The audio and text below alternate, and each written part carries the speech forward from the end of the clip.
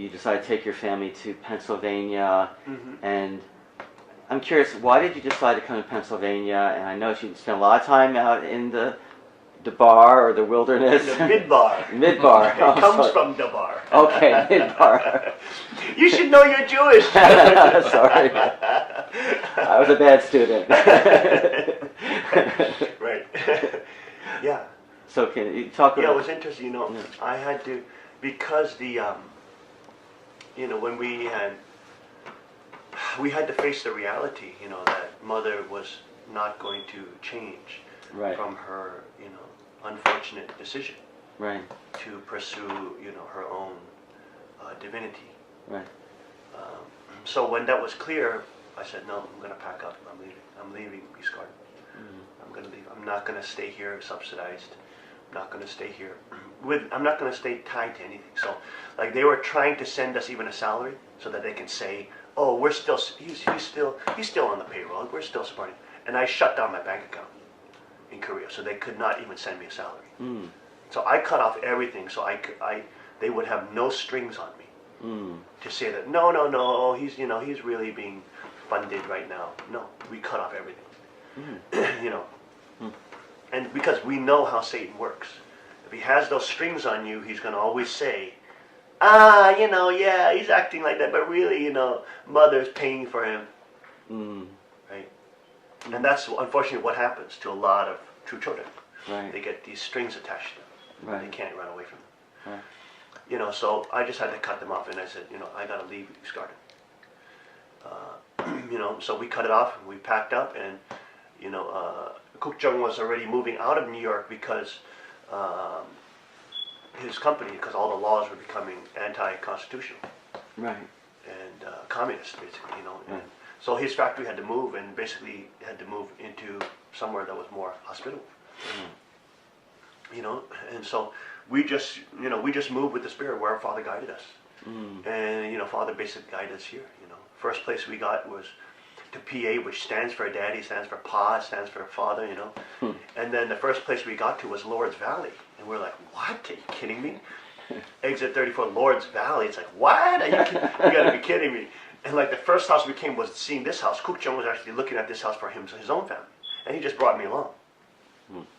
You know, and so, you know, and this, we're in the Lord's Valley, we're in Sunrise Lake, you know, community. You know, and it was just like totally bizarre, you know. And then, you know, so basically, you know, so we started, you know, I was, you know, preparing to leave East Garden, so I needed to find some place, and Kuk Jung was already looking for places, so he just said, oh, well, let's go look together. He tagged along. And, you know, so he started looking at places here. He met some people that were like supernaturally led to him, you know, like Pete Helms and these people that, you know, were basically the top realtors, knew all the different properties before they were on the market. And then somehow God just led all that to happen, and then, you know, he ended up finding his property, 600 acres for like, you know, a steal price and all that kind of stuff, and just huge swaths of, you know, wilderness were just, you know, handed to him, you know. And even his own house, you know, what was it, his own house, you know, 154, this is the address of his own house, and that was the exact time of Father Sunma, 1:54, you know, in the morning. You know, and so like, we're in Pa, the state of Pa, and it's also known as the state of independence, right? Because Pennsylvania is where the Declaration of Independence was signed, right?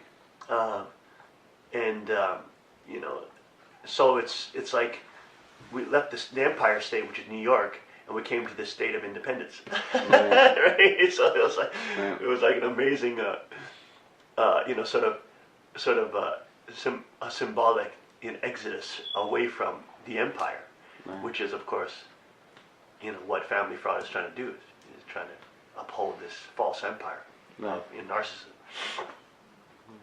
And so all these other signs, you know, like 154, the exact time of Father Sunma, meeting all the people here and just like being totally embraced in this community. And like, all the people here are like all hunters, and they're all like Second Amendment people. So they're one of the highest rates of gun ownership in this county, like in the country, right? It's like incredible. So we were just totally embraced in, and the values that Father stood up for with the Washington Times, and people highly respect that here. My children were going to public school here, and the teachers were saying, "Wow, I respect your grandfather. He made the Washington Times. That's awesome. He stood for conservative values."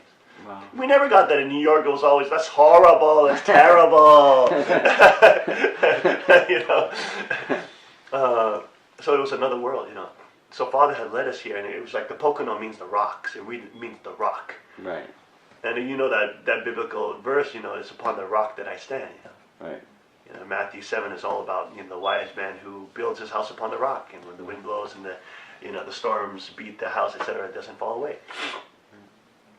So it was such an amazing thing to be led out here into the wilderness. It is very wild out here. It's as anybody who comes out here, it's really wilderness out here.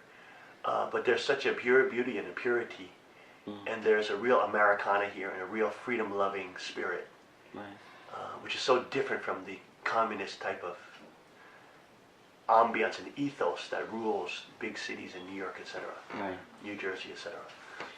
And so things just like expanded here so fast.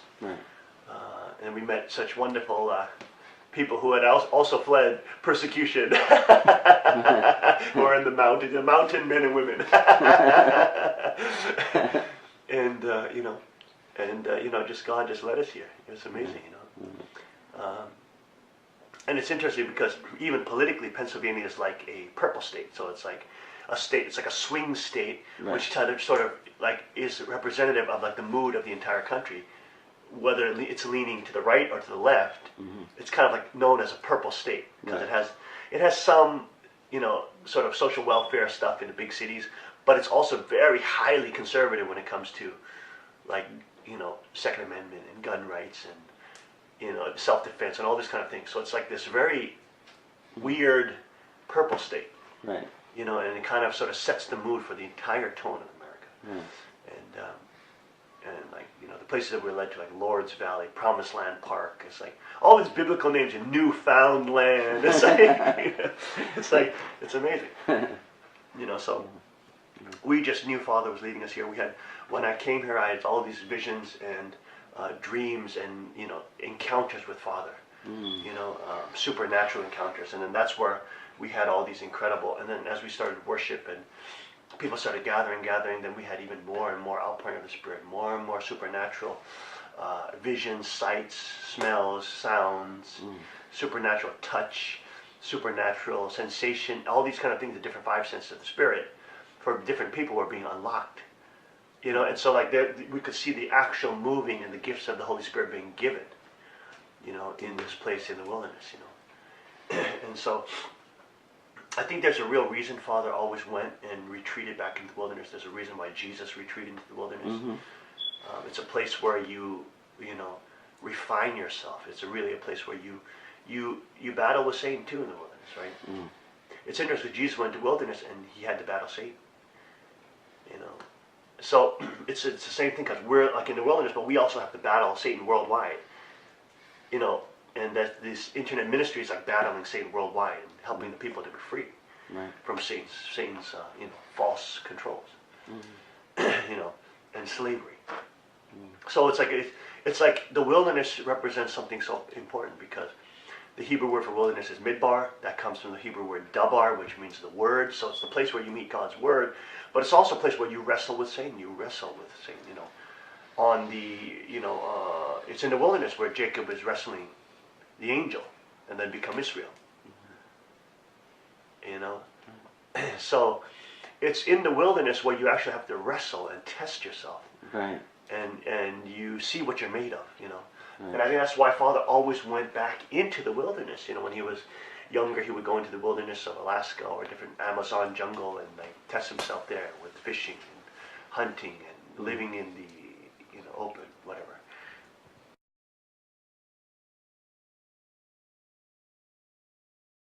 I think the reason why God brought us here instead of Korea or Japan is because there's still a remnant of freedom in America. Right.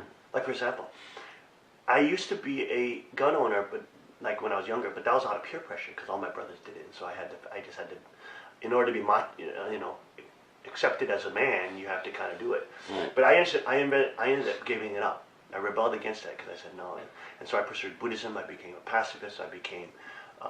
I left all my violent martial arts and I just studied meditation, and I became a vegetarian, and I went the totally opposite way. Eventually, and I learned a lot from Buddhism. I'm very open about that in terms of understanding your mind, psychology, etc., how the mind works.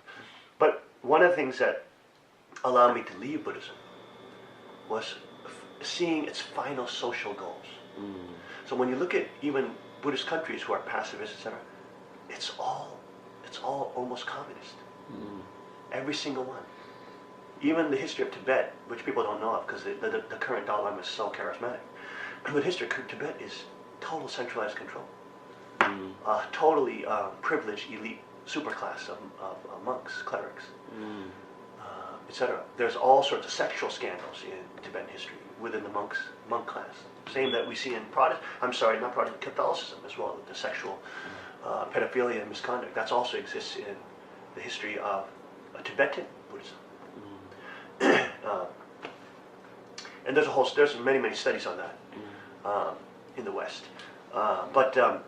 So when I looked at the fundamental societies that Buddhism created, because I invested my whole life purpose in Buddhism, and it was so enriched individually by the practices, okay? And it helps you understand your mind, yes, individually. But then what happened when it expanded to the social level? Right. No, it did not create freedom. Right. It did not create freedom for people. Even though the whole pursuit of Buddhism was for free liberation. Even Hinduism too. And yoga, all these things. But what are the societies that it creates? It doesn't create freedom. It creates totalitarianism. It creates monarchies which are not freedom-based. They are centralized monarchies. Right? And when you look at the actual history of the world, the real constitutional monarchies or the constitutional democracies that we see in the modern world that create the most freedom, where did that come from? Not Catholicism. Catholicism was direct supporters of fascism. They supported Nazis, Germany. They supported Stalin. They were supporting tyrants, dictators, because they themselves are a hierarchical system. And it's only with Protestant Christianity that you see the advent of a decentralized local governance, because that's the whole nature of Protestant religion. It is a decentralized, localized religion. It does not have a hierarchy. The faith is decentralized. It is about your faith with God. Right. And you're not beholden to one Methodist or Baptist, whatever. All those are connected by faith, not by organization. Right? So it's this kind of decentralized religion, this decentralized faith, this decentralized belief that we can connect with the transcendent from a decentralized position is what created the American Constitution. Right. The idea that we don't need to go through a government to have our freedoms. That freedom comes directly from God. And so that's the real beginning of freedom in the modern world, which then spreads back to Europe, ironically. It starts in America, then spreads back to Europe, then goes to Australia, etc., all across the world.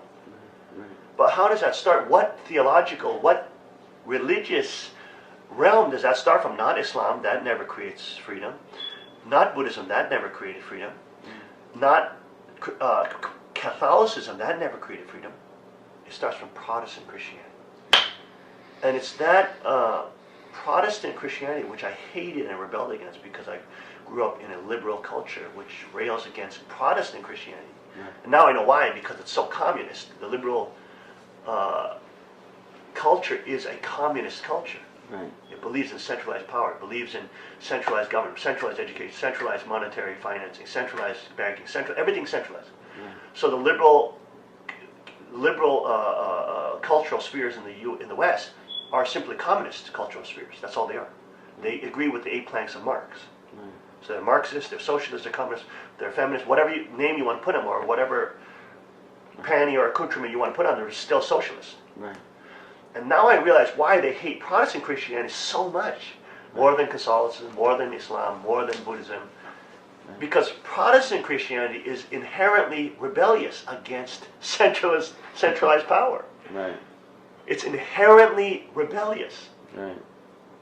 It's hard to control. Right. Right. It's inherently, to its bone and its spirit, it's rebellious against centralized power. So this is why you see in such liberal cultures like Harvard, Yale, Princeton, rich elite neighborhoods, you see such a hatred of Protestant Christianity and a demonization of Protestant Christianity. Right. Right. Even though that's the foundation for freedom, a decentralized freedom. Right. Right? So I think the reason why Father brought us back here is so I could find that root again. Like for the first time, I've embraced my freedom as a man to be able to have self-defense, to carry firearms, and to learn that type of martial art. You know, and not just go to the traditional martial arts or to empty hand combat, but actually, you know, embrace my freedom as a man to be able to learn the most dangerous type of martial arts, right? And to be able to have that power of what Father called the peace police and peace militia, which is that owners of Chaniguk and free men and women have the power and the right to have dominion over creation, to not live in fear of predators, wild animals, the wilderness, and what gives you that power is learning self-defense. You know, living out here too, we don't have a huge security team. Also, I have to protect my own home. That's the first time in my life I have to do that.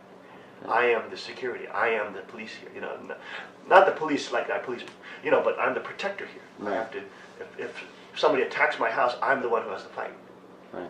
Right. And so, like empowering my wife, empowering my baby girl, empowering the women in my house. You know, to get over that fear of conditioning that they've been told that women cannot handle these things.